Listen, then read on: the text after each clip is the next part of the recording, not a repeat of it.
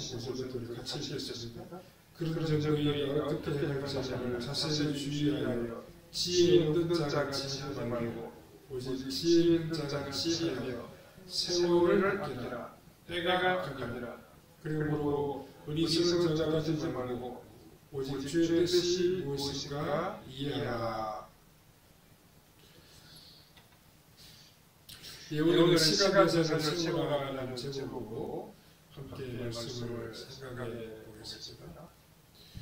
2025년이 우리에게 주어졌는데 벌써 두 달이라고 할 시간이 지나가고 있습니다. 1년에 6분의 1이 우리 곁에서 사라져 버렸습니다. 오늘 우리가 이 시간 함께 우리 시간에 대해서 생각해보고 주님이 주시는 교훈을 받아야겠습니다.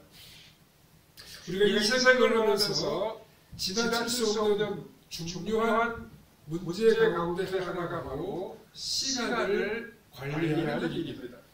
왜냐하면 이 시간 관리야말로 자기 자신을 관리하는 것이고 우리 인생의 관리가 되기 때문입니다. 오늘 보내보면 그런즉 너희가 어떻게 해야 할지를 자세히 주의하여 지혜 없는 자같이 하지 말고 오직 지혜 있는 자같이 하여 세월을 아끼라. 때가 악하리라. 이렇게 말씀하고 있습니다. 여러분 여기 세월을 아끼라라고 하는 말에 이라고 하는 그런 각주가 붙어있죠. 이 아래편에 이라고 하는 데가 보면 이 세월을 아끼라라고 하는 말이 기회를 살아라고 하는 말로 번역될 수 있다고 그렇게 설명하고 있습니다.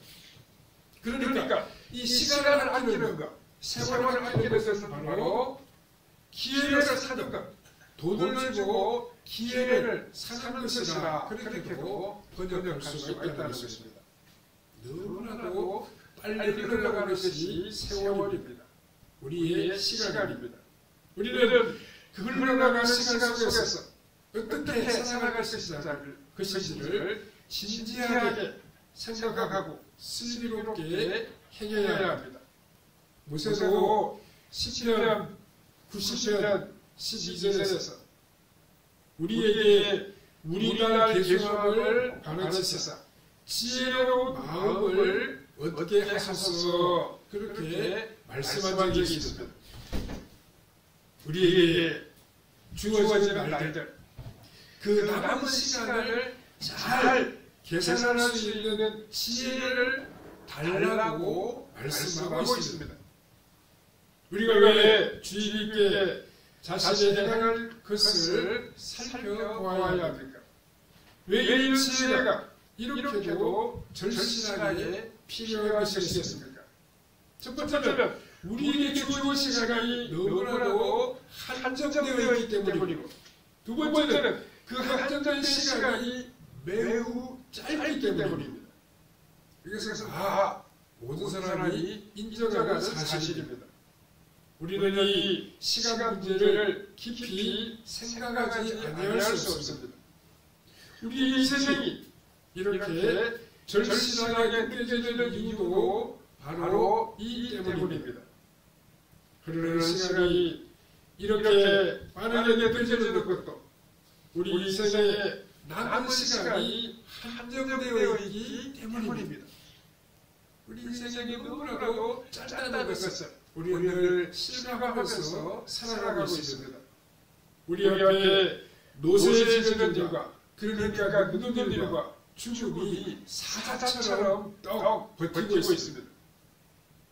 사람들은 이미 돈에 대한 계획과 예산을 세우는 일에는 너무나도 익숙해져 있습니다. 하고 싶은 일을 모두 할 만큼 충분한 돈이 없다는 사실을 알게 되면 우리는 그 돈을 어디에다 어떻게 적절하게 사용해야 할지 신중하게 생각하게 됩니다. 한정되어 있는 돈의 액수에 맞춰서 예산을 세워 나가듯이 한정되어 있는 시간에 맞추어서 시간을 소중히 여기며 아끼며 살아가야 합니다. 이것이 한정된 인생을 살아가는 우리들에게 어떻게 행할지를 자세히 주의하라고 하신 말씀의 의미입니다. 자세히 주의하라고 하는 말씀은 정확하고 엄격하게라고 하는 의미를 담고 있습니다. 우리가 정확하고 엄격하게 시간 계산을 세워야 할 필요가 그 어디에 있습니까? 그것은 우리가 살아가는 시대가 우리 사회가 너무나도 악하기 때문입니다. 시대가 악하다라고 하는 말은 이 시대의 사람들이 악하다라고 하는 그런 의미도 됩니다. 많은 사람들이 어두운 가운데 헛된 일을 행하며 악하게 살아가고 있습니다. 그렇기 때문에 우리는 정신을 차리고 우리에게 주어진 시간을 현명하게 지혜롭게 잘 보내야 합니다. 그래서 우리는 먼저 자신의 생애 전체를 생각하며 시간 예산을 세워야 합니다. 또 1년, 한 달, 그리고 한 주간 단위로 계획을 세워서 우리가 살아가야 합니다.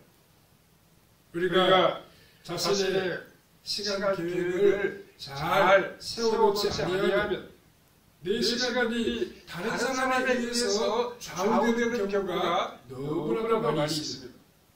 선한 일을 위하여 우리의 계획을 세워놓지 아니하면 다른 사람들이 나의 시간을 다 이용해버린다는 말씀입니다. 악한 시대를 살아가는 우리는 이 시간을 속량해야 합니다. 악한 일에 사용될 시간을 선한 일에 사용되도록 속량해야 한다는 말씀입니다. 이것이 세월을 아끼라라고 하는 말씀의 본래의 의미입니다.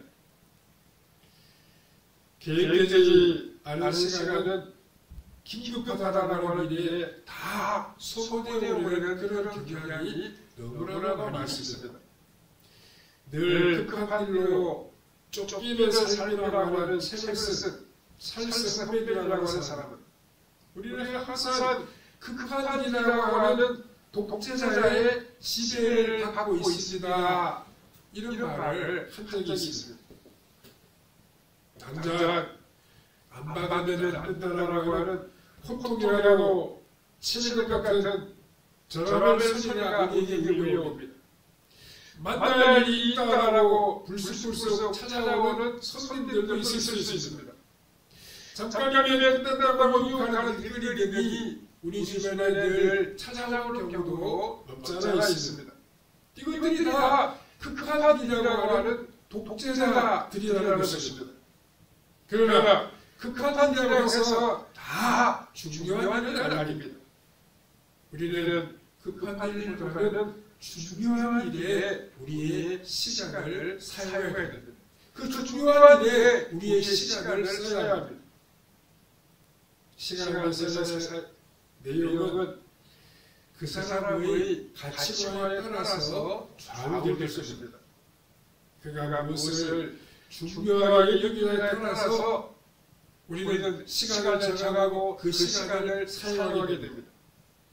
그가 무엇에다 돈을 소비하고 시간을 들이는 것을 보면 그 사람이 어떤 것에 관심을 가지고 있는지 우리가 알 수 있게 됩니다.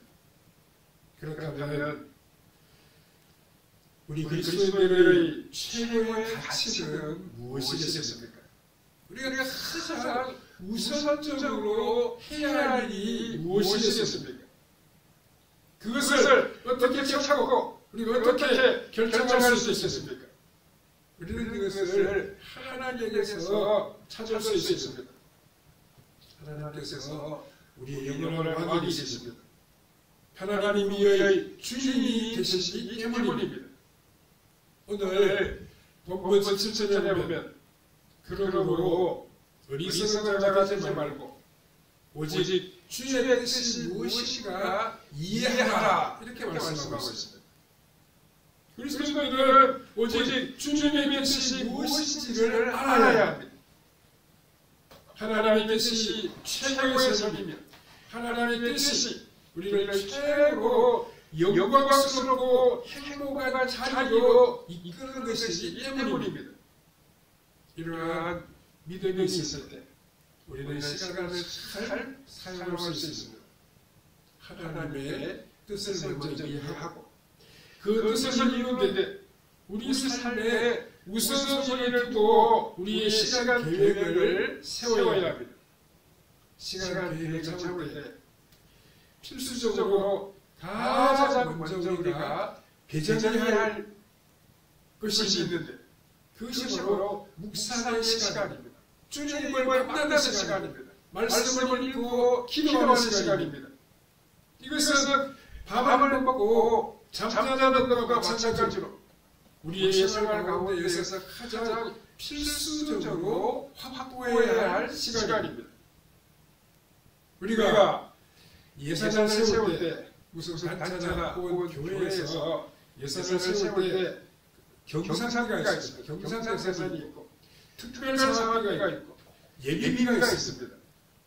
이 가운데서 가장 중요한 것은 두말할 필요가 없이 경상비입니다. 경상비라고 하는 것은 설령 다른 것은 아무것도 못한다고 할지라도 이것만은 뺄 수 없는 가장 기본적인 예산을 말합니다. 우리 가정에서 말한다면 음식비, 주거비, 공공요금, 아이들 교육비 이런 것들이 경상비가 될 수 있을 것입니다. 이와 같이 이 묵상의 시간은 매일의 시간 예산 가운데에서 최우선적으로 배정해야 할 경상 예산과 같은 것이라고 말할 수 있습니다. 묵상의 시간에 어떻게 해야 할지를 자세히 주의하여 삶의 지혜를 얻어야 합니다. 이 시간에 우리는 삶의 우선순위를 결정하게 하시는 주님의 뜻을 찾을 수 있습니다. 오늘 주님이 나에게 원하시는 삶이 무엇인지를 이 시간을 통해서 우리가 깨닫게 됩니다. 그리고 이때 우리는 하나님의 도우시는 은혜를 받기 위하여 기도하게 됩니다. 시간을 생각하는 것은 가족의 구성이나 생활의 믿음을 참고해서 자신에게 가장 적합하다고 생각되는 시간으로 정해야 합니다. 다른 사람들에게 방해를 받지 않는 그런 시간을 정해야 됩니다.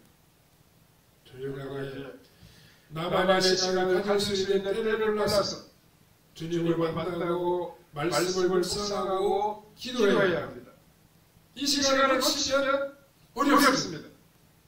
자기 자신만의 시간을 정하고 한번 정하면 그 시간을 규칙적으로 지켜나가는 것이 참으로 중요합니다. 이때 우리는 말씀을 읽고 묵상해야 합니다. 그리고 하루의 습관을 점검하고 우리 삶의 우선 순위를 정해야 합니다. 이어 받은 말씀과 그날의 모든 일을 위해서 기도해야 합니다. 이 일을 우리가 꼭 해야 합니다. 그래야 삶이 부유해지고 형통하게 펼쳐질 수 있습니다. 작은 일까지만은 우리가 이것을 잘 지켜나가면 엄청난 결과를 얻을 수 있습니다. 생활의 질서와 균형을 잡게 되고 확신과 기쁨이 세상에 되면 직장생활과 사업에도 성공할 수 있습니다. 나아가 경건한 그리스도인으로 승리의 삶을 날마다 펼쳐갈 수 있습니다. 오늘날 사람들의 생명을 쇠하게 만드는 치명적인 문제는 사람들이 자신의 내면을 살펴볼 수 있는 조용한 시간을 갖지 못하는 데 있습니다. 너무나 시끄럽고 분주한 세상을 살다 보니 소음과 소란함에 우리가 중독되어 지금 살아가고 있습니다. 요즘 아이들은 어떻습니까? 옛날에는 공부할 때 조용한 곳에서 모이는데 요즘 아이들은 그렇지 않은 것 같습니다. 공부할 때 조용한 집에서 살지 못하고 다른 아이들이 많이 있는 독서책 같은 것을 많이 이용하는 것을 볼 수 있습니다. 거기다가 귀에다가 이어폰을 꽂고 음악을 들으면서 또 어떤 아이들은 요란한 음악을 들으면서 공부하는 그런 경우도 볼 수 있습니다. 오늘날 사람들의 정신력은 마음의 상태는 쇠사에 있습니다. 또 마음이 각박해져서 짜증과 분노, 우울과 절망감 같은 시달리며 살아가고 있습니다. 그래서 오늘 현대에서 가장 극정한 병이 정신질환이라고 합니다. 유명한 정신의학과 의사가 된 사람이 미국의 스코트 페이의 책에 이런 이야기가 들어있습니다. 월터라고 하는 회사의 간부가 치료를 하기 위해서 이 스코트 페이의 병원을 찾아왔습니다. 늘 경무에 시달리고 과도한 경쟁으로 인하여 너무나도 긴장된 생활을 계속해 나가다 보니 몸도 마음도 탈진의 상태에 이르러서 정신과 의사를 찾아오고 있습니다. 그래서 저는 스스로 의사의 도움을 받으려고 이 정신과 병원을 찾아왔습니다. 면담을 마친 스코트 페이라고 의사는 이 사람이 너무나도 탁월하고 훌륭한 자질을 갖추고 있는 사람이라고 하는 사실을 잘 알게 되었습니다. 그러기에 이 사람은 자신이 병원 상태에 빠진 것을 스스로 진단할 수가 있었고 또 자신의 상태가 절망적으로 악화되기 전에 정신과 의사를 찾는 용기를 낼 수 있었습니다. 스코트 페이라고 의사는 월터라고 하는 사람에게 아주 쉬운 처방을 내렸습니다. 월터 씨, 혹시 선생님의 집 가까운 곳에 공원 묘지가 있습니까? 공동 묘지가 있습니까? 이렇게 말하자. 월터라고 하는 사람은 가깝지는 않지만 멀지 않은 곳에 공원 묘지가 갖고 있습니다. 이렇게 대답했습니다. 그때 그 사람은 말이 그렇습니까? 좋습니다. 그러면 내일 아침에 출근하기 전에 그 공원 묘지를 한번 산책해 보십시오. 이상한 처방이라고 생각하지 마시고 한번 제 말을 들어보십시오. 선생님은 많은 치료를 위해서 저희 병원까지 오실 필요가 없습니다. 한 달 후에는 한번 다시 우리 병원을 들려주십시오. 이렇게 말하고 이 월터라고 하는 사람을 돌려보냈습니다. 이 월터라고 하는 사람은 의사가 좀 이상한 처방을 내리게 이렇게 생각하면서 집으로 돌아왔습니다. 그러나 일단 의사의 말을 들어보기로 결심을 했습니다. 그러나 내일 아침 출근하기 전에 그 공원 묘지에 들러서 그 묻혀있는 사람의 이름과 비문을 읽어보게 되었습니다. 그 비문을 보니까 그곳에 지친 많은 사람들이 살아있을 당시에 모두 훌륭한 사람들이라고 훌륭한 일을 한 사람들이라고 그렇게 비문에 적혀 있었습니다. 그러나 이제 그들은 모두 아무 말이 없이 조용히 그 무덤에 누워 있습니다. 근데 그 사람이 쭉 없어져도 이 세상은 그들이 다니던 직장은 잘 돌아가고 있습니다. 그러니까 중요한 그 사람이 없어도 세상은 차질 없이 잘 돌아가고 있습니다. 이것을 월터라고 하는 사람이 깨닫게 되었습니다. 월터라고 하는 사람은 거기서 인생을 배우고 자신의 삶의 존재에 대해서 다시 한번 깊이 생각해 보았습니다. 그는 겸손을 졌고 그러면서도 용기를 내게 되었습니다. 한 달 전후에 스코트 페이라고 의사가 월터를 보았을 때 그는 과거와는 전혀 다른 사람이 되어 있었습니다. 그는 매우 활기차 있고 평화로운 모습을 갖고 있는 사람으로 견고하게 되었다는 것입니다. 조용한 시간, 자신을 드러낼 수 있는 고요한 시간을 갖는다는 것은 현대인들에게는 보약과 다름이 없습니다. 치료처럼 될 수가 있다는 말씀입니다. 그런데 그리스도인들은 단순히 조용한 시간을 갖는 것이 아니라 이 시간에 생명의 근원이 되시는 우리의 목자가 되시는 하나님을 만나고 하나님과 대화를 나누고 하나님의 지도와 도우심을 받을 수 있습니다. 하나님과 함께하는 복된 시간을 가질 수 있습니다. 하나님의 지혜를 배우고 깨닫는 시간을 가질 수가 있습니다. 이 얼마나 크고도 비밀하고 중요한 일입니까? 이제 우리가 이 시간에서 세우는데 주의해야 할 점 두 가지를 한번 생각해 보겠습니다. 첫 번째는 인생의 목적이 우리의 삶을 이끌어가도록 우리의 시간 계획을 세워야 합니다. 그래서 매일매일 내가 받은 사명이 무엇인지를 확인해야 됩니다. 하나님 나에게 받은 일이 무엇일까?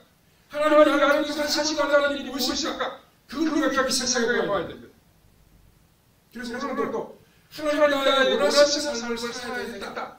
그렇게 결단하고 하루를 보내야 됩니다. 우리가 어떤 회사에서는 아침에 조회하고 하지 않습니까? 미팅을 하지 않습니까? 왜 그렇게 합니까? 그것은 그 회사가 가진 고유한 사명이 무엇이며 오늘 하루 해야 할 일이 무엇인지를 점검하기 위해서 그러한 모임을 갖게 됩니다. 우리 개인들도 마찬가지입니다.